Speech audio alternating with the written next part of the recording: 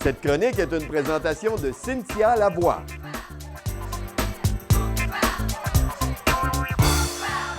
Bonjour tout le monde, Cynthia Lavoie, experte en créativité et innovation.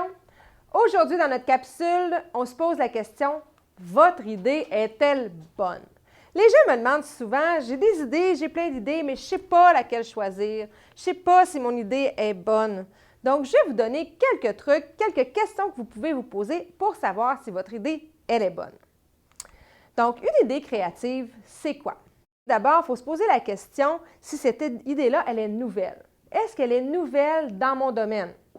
Vous pouvez, par exemple, prendre une idée d'un autre domaine et l'amener dans votre domaine. Mais il faut qu'elle soit nouvelle dans votre domaine. Pour savoir si vraiment elle est nouvelle, vous pouvez demander l'opinion de quelqu'un à savoir est-ce que tu trouves que cette idée-là est nouvelle dans notre domaine? Donc, il faut que ce soit quelqu'un qui connaisse un petit peu quand même votre domaine et qui puisse juger si votre idée est vraiment nouvelle par rapport aux autres de votre domaine. La deuxième question que vous pouvez vous poser, est-ce que cette idée-là a de la valeur pour quelqu'un? Peut-être que vous trouvez que vous avez une super bonne idée, mais vous devez aussi vous poser la question, pour qui est-ce que ça va avoir de la valeur, votre idée? Ça peut avoir de la valeur pour un client potentiel, pour un client actuel, mais ça peut aussi avoir de la valeur pour votre employeur, pour votre collègue de travail, pour votre famille, par exemple. Donc, mais il faut quand même se poser la question, est-ce que cette idée-là a de la valeur? L'autre point, l'autre question que vous pouvez vous poser, c'est est-ce que cette idée-là est attirante?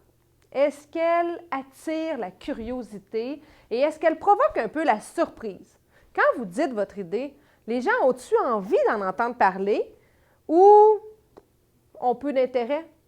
Donc, il faut qu'il y ait un petit effet de surprise ou qui attire la curiosité dans votre idée. Ensuite, demandez-vous si votre idée est risquée. Quel niveau de risque a votre idée? Est-ce que le risque est trop élevé par rapport à la valeur qu'elle va pouvoir générer ou est-ce que le risque est moyen ou peu élevé? Parfois, les risques sont peu élevés, mais la valeur générée va peut-être être aussi moindre. Donc, il faut vraiment évaluer au niveau des risques quel niveau de risque on a, mais aussi par rapport au gain ou à la valeur qu'on va aller retirer de cette idée-là. La dernière question que vous pouvez vous poser, c'est par rapport à la cohérence.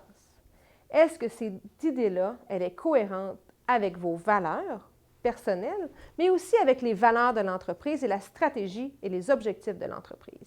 Si vous êtes un employé dans un département de marketing ou peu importe, de comptabilité ou dans les opérations, vous devez absolument vous poser cette question-là.